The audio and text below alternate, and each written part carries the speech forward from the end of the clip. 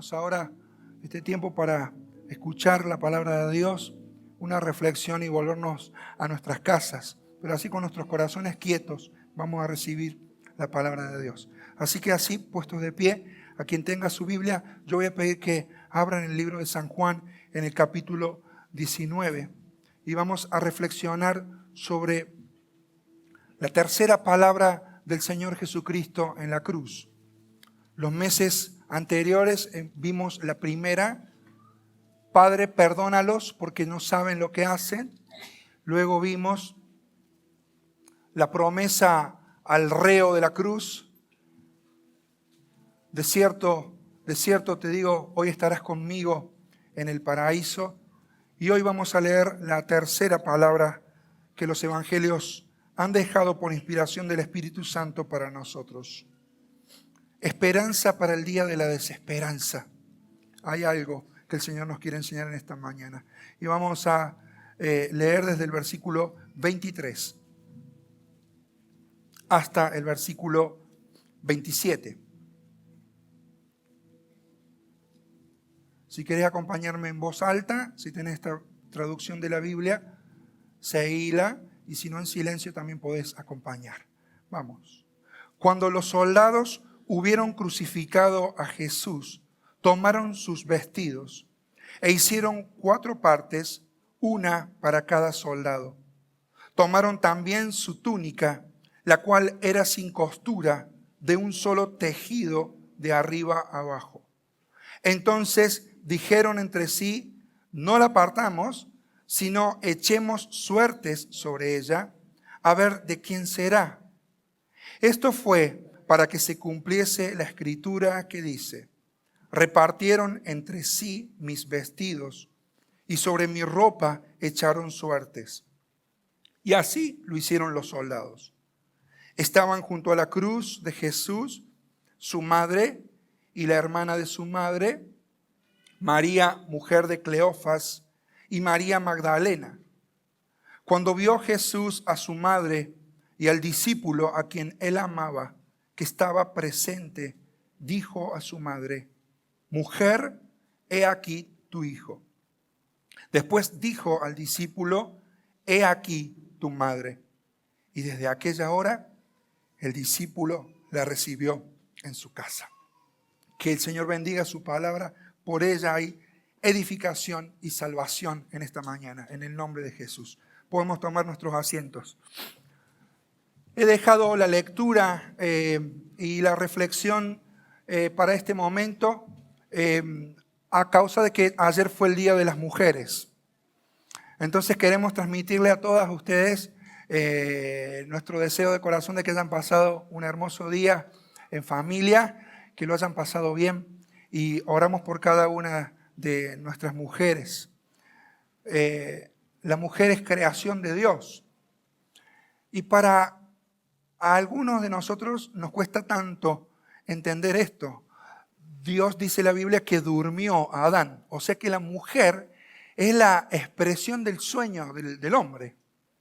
Más que un sueño, para algunos es como si fuera casi una pesadilla. Por eso no lo entienden, ¿no es cierto? Pero la mujer es la manifestación concreta del sueño del hombre, la creación de Dios, formada desde el lado de Adán, cuando Adán durmió de la costilla allí del lado. Dios formó a Eva, y no solamente para que estuviera al lado suyo, sino también tan cerca como la costilla está del corazón. Así que ellas tienen un amor tan grande, las mujeres, que son capaces de ir como estas 4 mujeres a los pies de la cruz del Salvador. Ellas llegaron tan lejos como pudieron llegar para estar tan cerca como podrían estar de la cruz del Señor. Los discípulos todos, menos Juan, que según la tradición dice la tradición que tenía algunos contactos y por eso se inmiscuyó entre la turba y acompañó. El resto fue dispersado, cumpliendo la profecía del Antiguo Testamento que decía: heriré al pastor, las ovejas serán dispersas. Así que los discípulos le abandonaron, ocultándose cobardemente, pero estas 4 mujeres no pudieron ser paradas ni por la furia de los enemigos, ni por los insultos, los vituperios degradantes, los vejámenes y el espectáculo tremendo de ver a Jesucristo allí crucificándose. Su presencia, aunque ellos no podían mitigar el dolor físico del Señor, era para él consolador. Y encontramos aquí a cuatro mujeres de las cuales hay 3 Marías. Mira, allí el texto bíblico dice que estaban en ese lugar la madre de Jesús, es decir, María, la hermana de su madre, que vamos a ver después cómo se llamaba, la mujer de Cleofas, que se llamaba como María, ahí tenemos la segunda, y ahora tenemos la tercera, María Magdalena. María, es posible esta madre que no pudiera comprender todo lo que estaba pasando a su alrededor.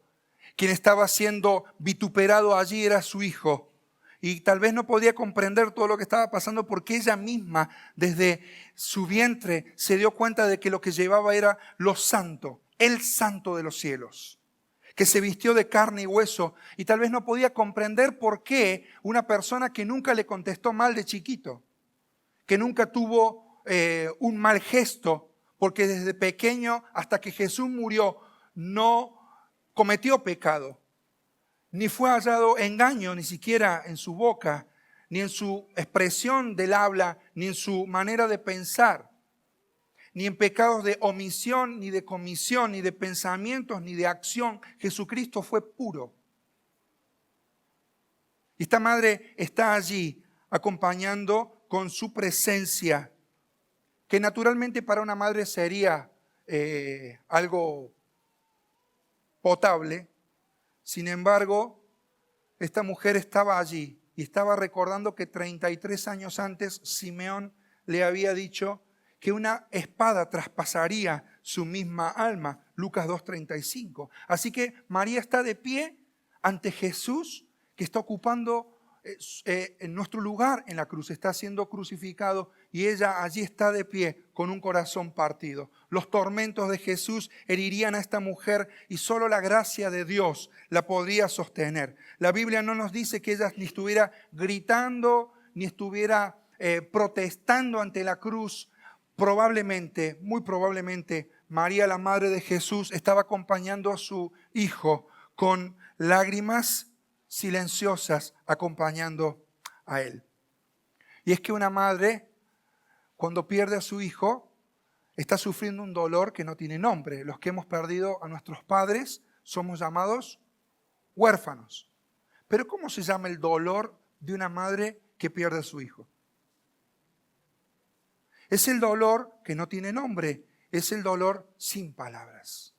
Así que esta mujer acompaña a Jesús en la cruz. Y Arturo Pink capta esta idea bien y lo pone en estas palabras. Aquí vemos en exhibición el corazón de una madre. Es la madre del moribundo. El que agoniza en esa cruz es su hijo. Ella fue la que le estampó los primeros besos en su frente, ahora coronada de espinas. Fue ella quien guió esas manos y pies en sus primeros pasos y movimientos infantiles. Ninguna madre jamás sufrió como ella. Sus discípulos podrían abandonarlo y sus amigos podrían olvidarlo. Su nación podría despreciarlo, pero su madre queda allí en la cruz. ¿Quién podría imaginar o analizar el corazón de una madre? Una que llega tan lejos como puede llegar para estar tan cerca como puede estar. La segunda persona que menciona acá el texto bíblico es la hermana de su madre, es decir, la tía de Jesús vendría a ser. Nosotros cuando vemos los evangelios paralelos, aunque Juan la identifica así, sabemos de que su nombre era Salomé, Mateo 27:56. Encontramos que esta mujer fue reprendida por Jesús. en un pasaje en Mateo capítulo 20 y versículo 20, ahí vemos que esta mujer le pidió algo a Jesús. Ella le pidió que en su reino, postrándose, que en su reino ordene Jesús que se sienten sus dos hijos, el uno a la derecha y el otro a la izquierda. O sea, se tomó esa atribución, como era la tía del Señor, ¿no es cierto? Como pasa hoy con los políticos que quieren meter a sus amigos y a sus parientes en las listas. Y nosotros vemos que nos meten la mano en el bolsillo y se acomodan ellos. Claro, se acomodan porque después se perpetúan. Y parece que esta mujer quiso hacer lo mismo con Jesús. Y Jesús la reprendió en aquel momento. Dice, vos no sabes lo que estás pidiendo. Vos me estás pidiendo que tu hijo se siente que uno a la izquierda y el otro a la derecha, pero no saben lo que es. Así que esta mujer le enseñó lo equivocado que eran sus motivos ambiciosos. Salomé fue una mujer reprendida por Jesús severamente. Pero a pesar de que fue reprendida por Jesús, la vemos aquí a los pies de la cruz de Jesús. Aquella mañana esta mujer demostró realmente la suficiente humildad para ser la persona capaz de aceptar la reprensión y seguir amando con una devoción sin fin. Y esta es una característica de los siervos de Dios. La característica de ser corregibles, de permanecer aún cuando la corrección sea dura. Ahora, esta Salomé demuestra humildad. Fue severamente reprendida por Jesús, pero ella lo acompaña. Había encontrado en él una mirada distinta, un poder distinto, un amor distinto, y se había dado cuenta de su error. El Señor la corrigió y ella aceptó esa verdad. La tercera mujer que nosotros vemos aquí en el texto bíblico es María, mujer de Cleofas. Claro, ¿por qué pondrá esto el evangelista Juan aquí? Y porque como hay tres Marías, una era esta, otra era esta y otra era esta, bueno, la tienen que identificar con el nombre del marido. Era la María, mujer de un tal Cleofas. Esta tercera es la más desconocida. Solo se la menciona en el Evangelio de Juan y solo como la esposa de Cleofas. Gran parte de lo que nosotros sabemos de ella es solamente una herencia tradicional, nada más, por inferencias, nada más. Pero ella está ahí. Algo pasó con María.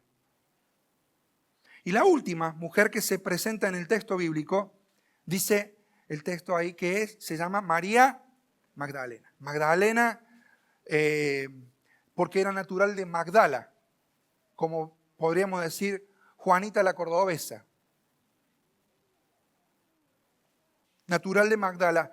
Nosotros, todo lo que sabemos de ella, nada más y nada menos, es que Jesús expulsó 7 demonios de dentro de esta mujer.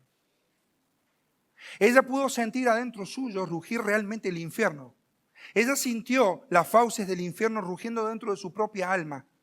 Y el poder de Jesucristo la liberó y ella nunca pudo olvidar lo que Jesús había hecho por ella. Había sentido esa tremenda esclavitud, la presión, la opresión espiritual de ser poseída por demonios, no 1, 7, y el poder de la liberación de Jesucristo de Nazaret, que hoy sigue rescatando a las personas de estas cuestiones también. La Magdalena llevaba escrito en su corazón y en su mente algo, como un eslogan de vida: jamás olvidaré lo que Jesús hizo por mí. Y hasta donde me permitan, yo lo voy a acompañar al Salvador. Él es mi Señor. Así que tenemos aquí estas 4 mujeres. Y el texto bíblico que nosotros acabamos de leer dice que los soldados, cuando crucificaron a Jesús, dice que tomaron sus vestidos e hicieron 4 partes, una para cada soldado. Acá hay un punto nada más que quiero mencionar para luego avanzar y luego terminar. Las madres judías por lo general confeccionaban lo que se llamaban quitones o túnicas para sus hijos cuando ellos cumplían la mayoría de edad. Eran de una pieza, sin costura y probablemente aquí tenemos esto. Sin embargo, hay 4 partes que se mencionan acá. Normalmente una persona tenía estas 4 partes: las sandalias, una túnica o un manto, un cinto, y me está faltando una cosa más aquí, la cofia o el turbante. ¿Vos te imaginas? La cofia, el manto, el cinto y las sandalias. 4 cosas, ¿verdad? Bien.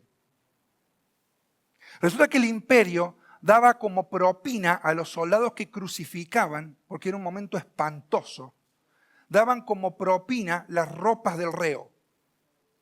Si te fijas en lo que nosotros acabamos de leer, ¿cuántos soldados crucificaron a Jesús? ¿Cuántos? 4.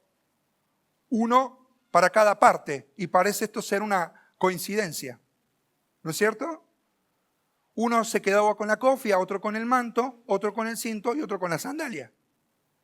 Pero resulta que había una más, el quitón. La túnica de una sola pieza era una quinta. Entonces con esa quinta ellos echaron suertes.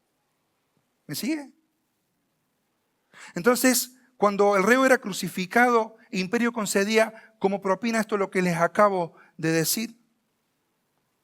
Y cuando se reparten todas las ropas de Jesús, la obra de arte retrata a un Jesús con unos paños menores cuando es crucificado, ¿o no? Pero por justicia al texto bíblico, y no solamente por lo que el texto calla, sino por lo que Cristo lleva en la cruz, Jesucristo fue completamente desnudo a la cruz. ¿Cómo te sentirías? No sé vos, yo no sé cómo me sentiría si me entrara a sacar el saco, me tuviera que desvestir todo. ¿Querés los zapatos míos? Te los saco, te los doy. 45 calzo.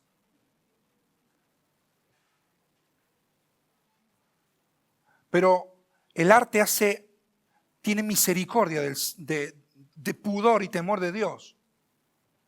Lo cierto es que las 4 vestiduras de Jesús fueron quitadas y fueron dadas a los soldados. Y la quinta, el quitón, fue sorteado. ¿Por qué fue sorteado? Porque le quedaba una y sí.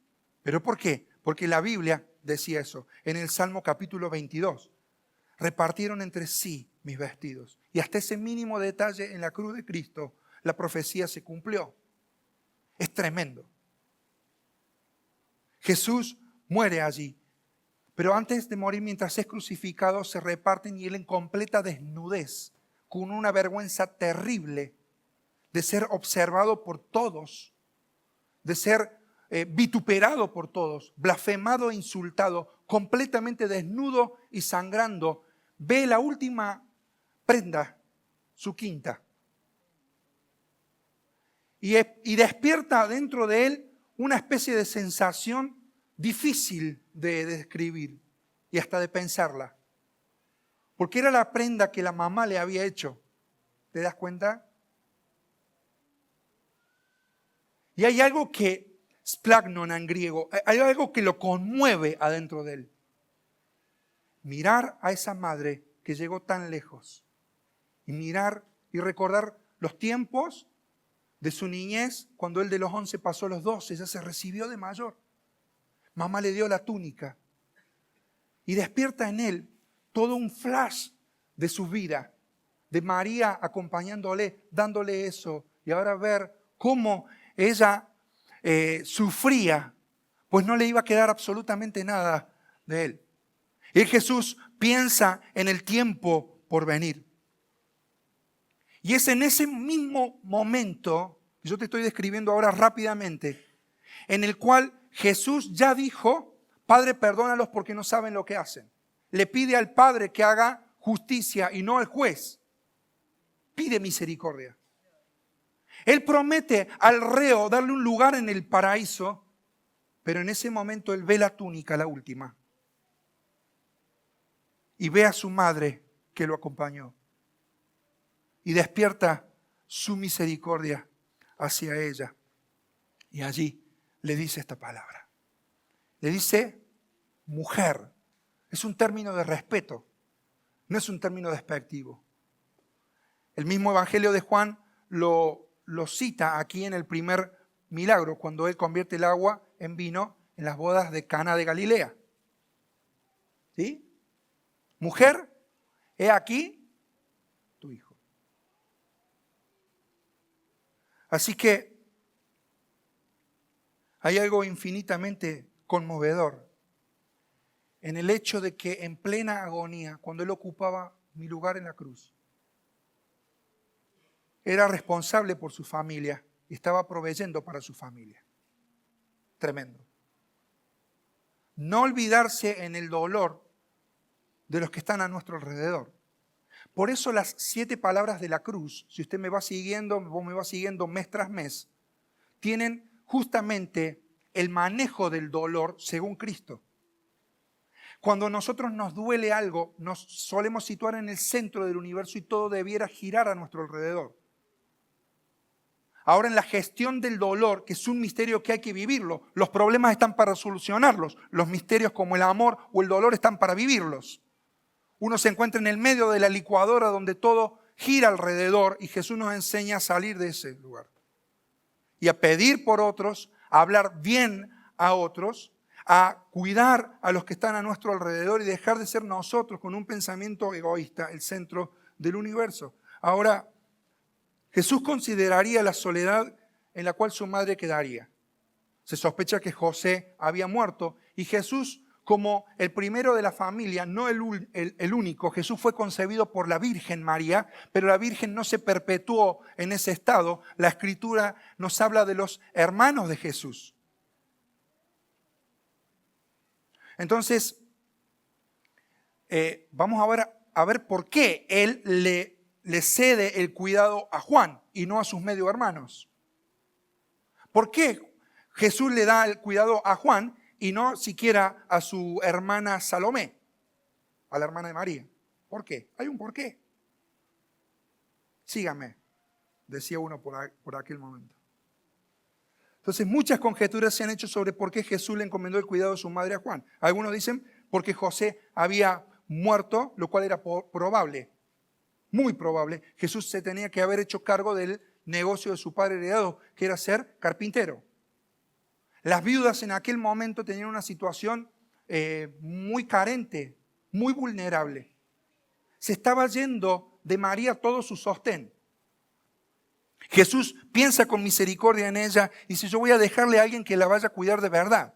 Entonces algunos piensan que porque José había muerto y era probable. Otros dicen que sucedió así porque Juan era el hijo de Zebedeo y Salomé, hermano de María.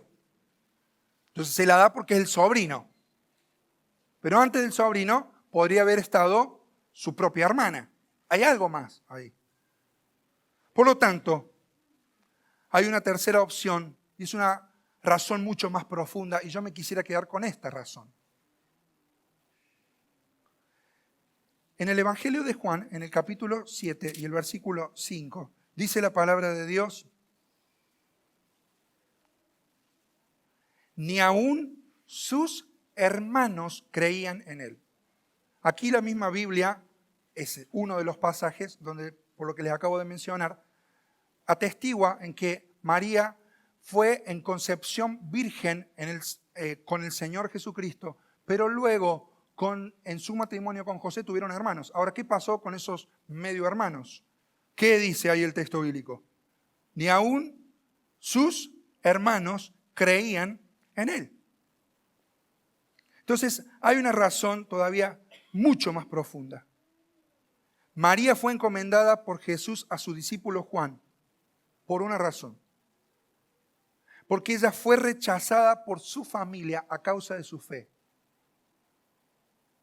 Ella creyó en Jesús y siguió a Jesús hasta el último de las instancias. Sus hermanos incrédulos acompañaron siendo piedras de tropiezo permanentemente al Salvador. Pero él no podía dejarle el cuidado de su madre a sus hermanos. Ellos eran incrédulos. Ellos habían estado en contra. Luego el poder de Dios los transformó y fueron leales hasta morir y ser martirizados. Pero en este momento ellos no creían. Todos ellos estaban imbuidos, metidos en la incredulidad. Así que es altamente probable que María, la madre de Jesús, fue echada a un lado por la falta de fe de sus hijos. Y yo me pongo en el lugar de Juan. ¡Qué honor! ¡Qué honor que Jesús le haya encomendado a él que ocupara su lugar para cuidar a su madre! ¿Pusiste a pensar esto alguna vez? Si Dios tuviera que encomendarnos el cuidado de María, ¿lo haría con vos? ¿Te elegiría como eligió a Juan? Así que esto tiene dos ribetes importantes y quiero llegar ahora al final de este pensamiento. En primer lugar, vemos una vez más que el Evangelio es un mensaje para los rechazados. Cuando Jesús le dice, mujer, he aquí tu hijo, tiene todo un contexto que acabamos de ver. El Evangelio es la gran noticia para los rechazados. ¿De qué? La Biblia nos dice que todos nosotros pecamos y estamos destituidos de la gloria de Dios. Nosotros rechazamos a Dios y sufrimos las consecuencias de ello. Ahora, el pecado y Satanás es tan engañoso que confunde las fichas con una confusión tremenda para que la gente no pueda identificar cuál es la raíz de su problema. Por eso hay rechazo en el hogar. Por eso hay hijos que se sienten usados. Por eso hay abuso en el hogar. Hay niños y hay mujeres que quisieran salir de sus casas, por lo que el infierno están viviendo allí. ¿Cuántos jóvenes y niños vemos que se desmoronan por la crisis de padres que no debieran ser, no son dignos de esos hijos? Padres indignos, siempre decimos, los errores de los padres se pagan ¿con quién? Con hijos. Ahora, el rechazo. ¿Cuánta gente hay rechazada en el mundo? Y aquí tengo dos cosas que recuerdo y hay que terminar, porque si no, nos tenemos que ir. Anoche recibí un mensaje entre varios. Anoche recibí un mensaje que no lo leo acá porque no tengo el celular. Pero dice, Dios nos ha regalado una familia, ¿no es cierto? Dios nos regaló la familia de la fe. Anoche. Y en la madrugada, mientras oraba por este momento, me acordaba de una persona que está aquí ahora con nosotros. Me acordaba, con un puñado de hermanos fuimos cuando esa persona, este hermano, murió su madre. Por un montón de causas que pasaron en su casa. Este joven fue criado prácticamente a la deriva, de un lado para el otro. Y llega el momento en el que su madre se enfrenta a una enfermedad terminal, y yo recuerdo todos, donde ella sabe que va a morir, donde es liberada para que se reencuentre con su familia y puedan arreglar sus cosas. Y este hijo de Dios, que se entregó a Cristo un domingo al frente de mi casa con un calorón tremendo cuando tenía 15, 16 años. Nos sentamos ahí y él se quebrantó. Pero como 20 años después de esa decisión, ¿no es cierto? Él creció en la fe. Y aunque no tuvo una familia bien constituida, conoció a Jesús. Y durante esos 20 años la iglesia lo acompañó. Hasta que finalmente su madre murió. Fuimos con un puñado de hermanos. Algunos hermanos que veo aquí me acompañaron y yo los acompañé a ellos para acompañar al hermano que había perdido a su madre. Esta mujer era muy conocida en el barrio. La sepultaron aquí en el cementerio San Vicente. Y yo no me voy a olvidar nunca cuando con el féretro de su madre ahí, se para delante de todos. Y luego de haberles hablado de la palabra de Dios, nosotros estábamos ahí. Y él dice, a todos ustedes yo les quiero decir que ellos son mi verdadera familia. Tremendo. Fue un silencio terrible. Pero eso es lo que pasa cuando Dios obra en el corazón de todos los que creemos. nos saca del rechazo. Nos saca del olvido. Nos saca del fracaso. Y nos pone acá, en la familia de la fe. Jesús le dice a su madre: mujer, he aquí tu hijo. Juan había creído en Jesús, sus hermanos no. Por eso la solución para el rechazo está en Jesucristo de Nazaret. Él tiene el poder para realzar tu vida como la hizo con esta mujer. Él es quien realmente a la mujer la dignificó. No fue un 8 de marzo del siglo pasado. Dios hizo a la mujer. Fue la corona de la creación prácticamente. La cereza de la torta, siempre le digo, siempre tienen esa capacidad las mujeres, ¿no? De endulzar los ambientes o de amargar la vida. Jesús, el postrer Adán, no aquel Adán que cayó y aquella Eva que cayó. Toma a María y la dignifica, la realza. De manera tal que el Nuevo Testamento dice que en Cristo no hay varón ni mujer, no hay menor ni mayor. Todos podemos por la fe recibir a Jesucristo. ¿Sabes qué da Jesús? Jesús da refugio al rechazado. Jesús da un cobijo a aquel que ha sido abandonado. Jesús da una familia que es bendición de Dios, una familia que es responsabilidad para nosotros, que vemos a Jesús ocupándose de ella. Él da una familia y en este ejemplo nos dice que la familia, luego de Dios, es prioridad en la vida, pero claramente aquí vemos que la familia es temporal. El matrimonio puede romperse. Los hijos se casarán. Algún marido se irá buscando nido por ahí. Luego volverá. La familia es temporal. Porque el tiempo pasa. Pero la familia de Dios que nos ha sido provista por el Padre del cielo es una familia donde podemos ser adoptados por pura gracia. No porque no merezcamos nada, sino por su gracia. Por eso la familia necesita a Jesús. Y en esta mañana me impacta ver esto. Mujer, he aquí tu hijo. Hijo, he aquí tu madre. Y desde aquella hora, dice el texto, el discípulo la recibió en su casa. ¡Qué maravilla! De la misma manera, tu hogar puede ser visitado por Jesús en esta mañana. Y esta palabra de Juan 19 usa la misma que Juan en el capítulo 1 vivió Jesús y que lo describe a él.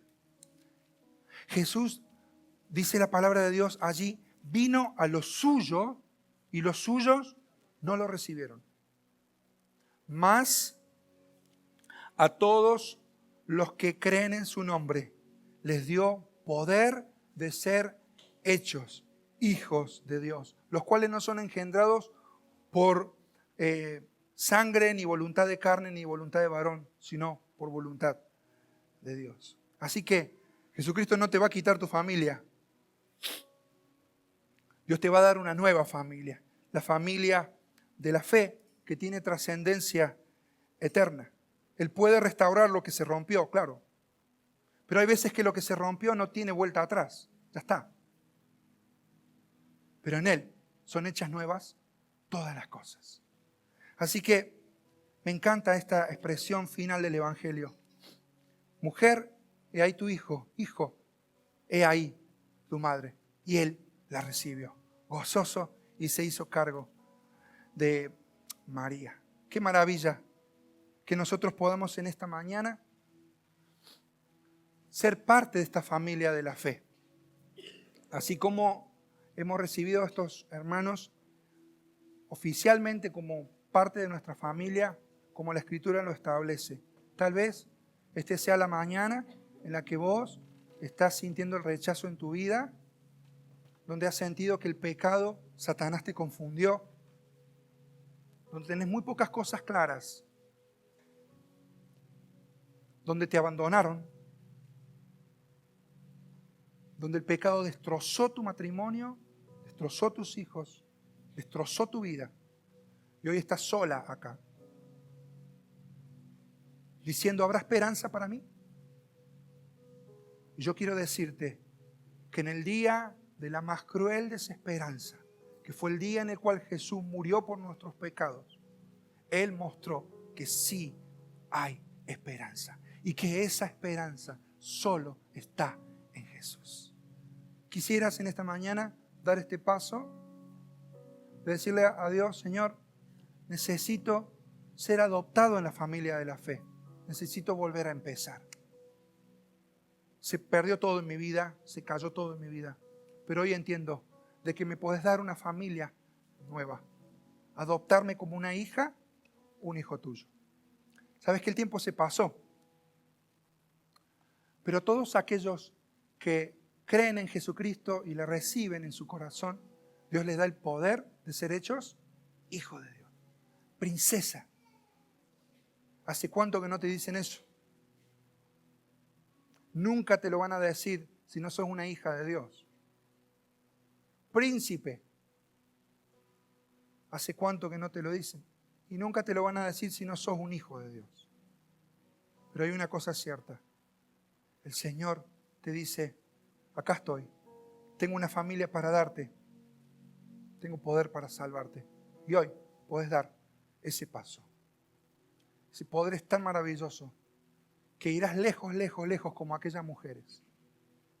Aquellas que fueron las últimas en el Calvario, fueron las primeras que recibieron la buena noticia de la resurrección de Jesús. Así que en esta mañana, ahora ya nos vamos a ir, pero quisiera darte esta palabra de fe para que si has sentido el rechazo, la lejanía a causa del pecado de Dios, le puedas decir, Dios, yo necesito refugio, salvación, necesito un nuevo hogar espiritual. ¿Te animás a tomar este momento para vos y decirle al Señor esto?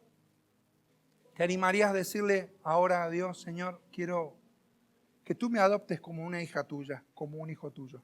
Empezar a vivir una vida cerca del Salvador.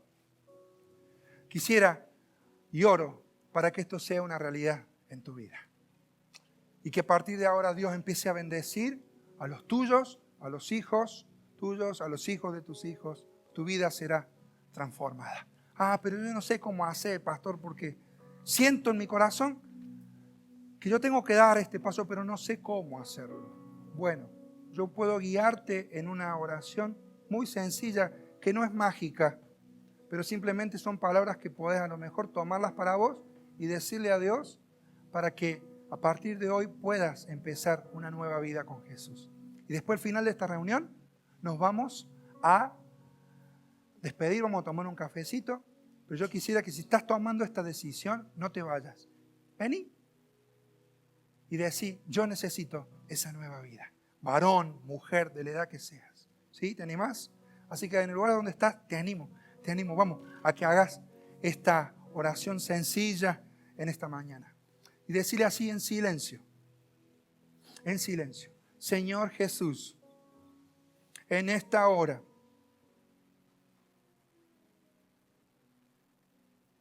yo necesito tu refugio, tu salvación.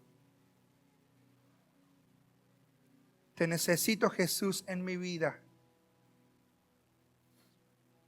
Necesito que me transformes, que me adoptes. Te pido perdón por mis pecados. Haz de mí una nueva persona y transfórmame para que yo llegue a ser la persona que tú quieres que yo sea. Me rindo a ti, Jesús. Y gracias por perdonar. Estoy arrepentido de mi maldad. Confío en Jesús, confío en ti. Creo que moriste por mí en la cruz. Creo en el poder de tu sangre derramada. Y yo creo que vives, Señor. En el nombre de Jesús. Amén.